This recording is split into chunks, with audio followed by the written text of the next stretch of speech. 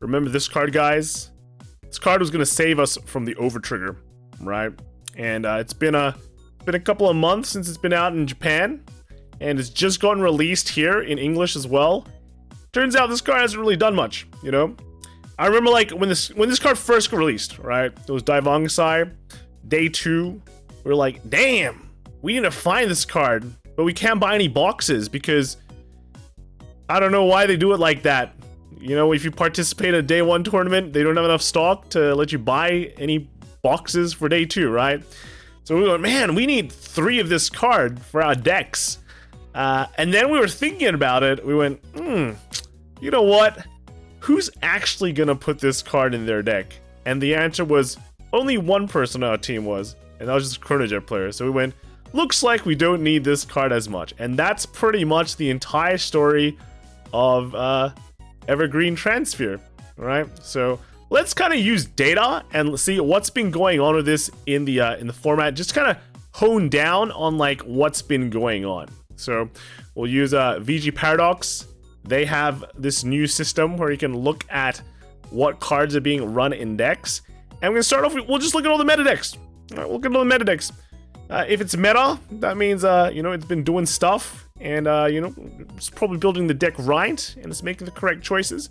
We'll look at all the blitz orders that are being used. So first off, we can see the new Token Rambu monster deck, right? Not running any of these. But this guy's new. This deck's new, right? So what are the chances? Like, what are the chances? It's not enough data, right? Let's kind of look at other stuff.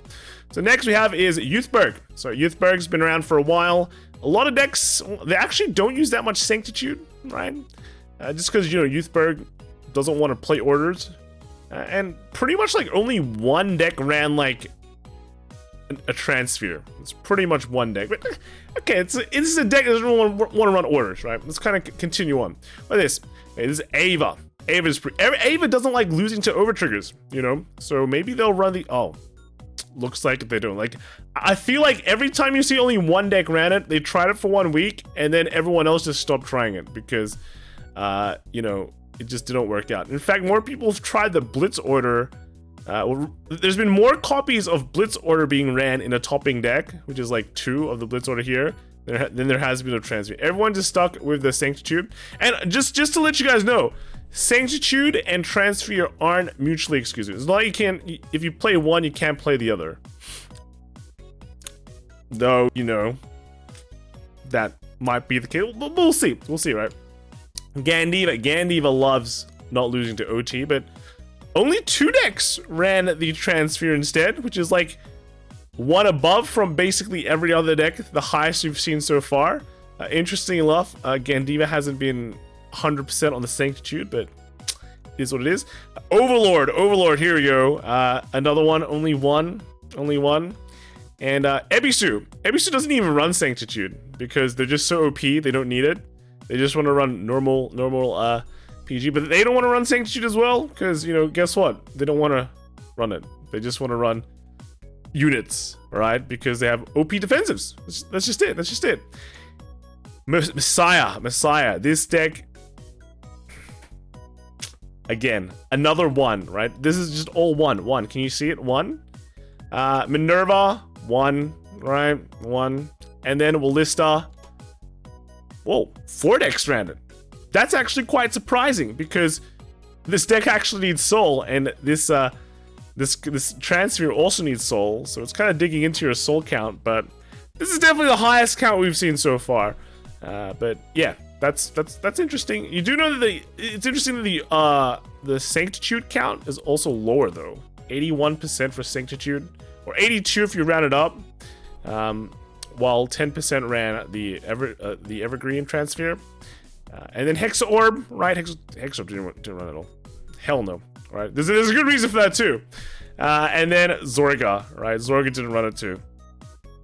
Yo, interesting, right? What about Rejeweled? Rejeweled, big soul deck, not. And then finally Chronojet. Chronojet did run it. Chronojet, this actually ran a lot in Chronojet, which is quite. It's not that surprising. It's surprising it not that surprising because we've been seeing all the other lists, and they didn't run it. But then, you know, Chronojet kind of ran it. So yeah, that's pretty much it. Now let's kind of talk about why this card isn't very good, all right, and why certain decks look this way. First off, you need a soul for it. The soul, it's not every day. Like, soul in standard is a very, very important resource. It lets you access a lot of skills. Not every deck soul charges a lot. Once you use a soul, it's very hard to get back. And when you're soulless and you draw this card is actually just useless. It is worse than useless, right? So, yeah, that's not good. Another thing is that when you play this card, it's a blitz order. It interferes with the Sanctitude, right? If you play this, you can't play the Sanctitude. If you play the Sanctitude, you can't play this, right? You might just think in your head, well, just play better, right? Just plan out your turn better. Not everything goes according to plan, right? Not everything goes according to plan. And, like, you know, sometimes it just might be better for you to have a 15k shield rather than just this card. Also 25k shield, you know, even if you don't get the overtrigger effect off, getting a 25k shield, 25k shield's nice, right? It's not bad. But it's not as invincible as you think, right? It turns your 13k into a 38k, right? In defensive power. 38k is not insurmountable, right? Your opponent made a Persona Ride that puts all their front row at least to like around 23. And then, you know, something gives a bunch of power, gets a trigger, and suddenly 25k is not so attractive anymore. 25k with a cost, right? Remember the heal triggers that are also 25k? They don't have a cost. They're situational though, but they still have defensive power. They have 10k power. This basically is all or nothing, right? So you'll have weird situations where you want to use this, but then it locks you out of using a Sanctitude, or then you use the Sanctitude and then you just don't have no shield value because you have this in your hand. So that's kind of awkward. That's why you see a lot of decks, they're running 100% Sanctitude. They're not running this, right? It's very rare. I think just in terms of consistency's sake, right? No one wants to run into that situation. So they just might as well just put in a better slot or run a better Regulus and never have to encounter that situation, right? Consistency is key. Other thing is also other Regulus orders are still pretty good. So we have the Dole from this set. That gets you a 3 and a 4 to hand. So a 3 on the field, 4 in hand. That's not bad. Certain situations, it's good, right? You know, Zorga sometimes you want to get the 3. If there's important 3s, you might want to get the Dole, right? Willista has an important 3 as well. But just the Grail is just really good. Just straight up Persona Ride is just... You don't need to worry about it. Persona Ride wins games. Let you draw a card. Defensive cards don't really win games. They let you survive more. Persona Ride lets you win games. The more you Persona Ride, the better, right? So the Grail is just generically good. And that kind of just brings me to my last point. This card is very situational, right? Any card that requires you to have this in your hand when a certain situation appears is not great, right? It's not the best.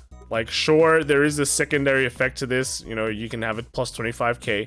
But when your opponent triggers that OT and this is not in your hand, this card suddenly loses so much value, right? It loses so much value. Even when your opponent does trigger an OT as well, let's say a Brancate one, which is one of the most popular decks in the format, if they do their effects correct, you're not negating all the crits, right? So if they do the double crit first and then the plus 100 million, then they only go down to 1 crit, right? And that's still doing damage. And then even like the Dragon Empire OT, you play against what, a Gandiva? You do this when you think you play this down. The Gandiva has 2 crits, dude, and it's restanding, right? Even if it wasn't a Gandiva, if they just restand their Vanguard and trigger more crits, you could just die anyway, right? So it's not as good as it looks good on paper. Doesn't look as good on practice, right? But yeah, that selective timing window where this card is actually good is just very, very important. When you build a deck, you want to be consistent. When you go to an X round tournament, 7, 8 round, 9 round tournament, you want to play consistent cards, the most consistent cards that you can have. Even in Japan, you can't go X1, right? X1 is like the cutting edge, right? You don't want to play inconsistent cards. You want to play a consistent card, and this is just a situational card that doesn't come up. Now, you could say, well, dude, like, Sanctitude also is situational, but its positive effect is, like, just as good, like, as its situational effect. So let's just talk about Sanctitude, all right? Positive effect for this. If your opponent is a grade 4, you don't have to discard a card for this effect, but you're getting the full effect anyway, right? Even if your opponent is not on grade 4. The only restriction is that you can't be on a grade 4. So Sanctitude's like negative is like just pretty much negated, right? And you're getting the full effect when you pretty much play it. You always know you're getting the full effect when you play it. You know what? There's no like small line. There's no bullcrap, right? It is what it is, right? It saves you from sentinels, negate sentinels, right? So yeah, you get that. Nothing else, right? Nothing else. There is like no downside to running. The equivalent of that card is your normal PG, right? It's just, it functions pretty much nearly the same as a PG. The only downside there is you don't get to get the when you have 2 or less cards in your hand, you don't get to use it for free, but you get something else for free. So there's a bunch of value there, and especially in the English format, of course, the Sanctuary is just better. So yeah, that's a bunch of reasons why this card is just doo-doo, and it will kind of, it should help you going forward as well when deciding cards for your deck, right? Is this card I'm putting in my deck situational? If it's not, then it might be a good inclusion. If it's a very situational card, if it requires your opponent to do like, oh, if my opponent does this at a specific situation where I can't read and he just randomly triggers a card, then maybe it's not a good card. Maybe it's not a good card. If you want to take a look at the other cards as well that are currently being used in Japan format, we can look at the normal orders that are being used to look at the other Regulus, right? So we have Gandiva here. They run a lot of, a lot of normal orders. There's been a few Dole users and a few Regulus orders. So it's okay. It's okay. Overlord has just been pretty much fully Grail if they run any orders at all, right? Because it just helps Persona Ride. Persona Ride wins games. Minerva kind of, they just don't really run orders. And then Wallista, joke's on you. You got to play this card every turn. So, yeah, lol. What a troll. Hexa Orb, 100%. They're running the Persona Ride because their whole deck like revolves around Persona Ride. So of course they're running the Regulus order. And then lastly for Zorga, they have a bit of a mix, right? Because Zorga has nice access. Funnily enough, although you might think they want to run the Dole just to confirm an R roaming Prison Dragon every single turn, the Persona Ride is still pretty good. The hand trick that you get from Persona Ride and the Alchemagic on mass turn is just insane. So just having access to the Persona Ride and getting an extra draw is pretty nice. So that's pretty much just kind of wrapping up everything. What people are running, why Evergreen sucks, evaluate your cards better. Something might look good on paper and something might not. And I guess it kind of just is gonna prove to you one thing, right? If you want to counter an Overtrigger, you can't print anti-Overtrigger cards unless they're like insanely accessible, and you can activate it most of the time when your opponent activates an OT, right? And also it should work when your opponent activates a defensive OT. The Evergreen Shield thing doesn't do that, which is one of the biggest reasons why you lose as well when your opponent triggers defensive OT, right? Just bad OT, right? Just bad OT. But I guess if they want to do like a good solution, another solution to OT, they should just buff Harmonix Messiah more, right? Just give it 5 more effects to anti-OT. Anyway, that's it for me. Let me know what you guys think in the comments below. I'll see you all tomorrow. Bye.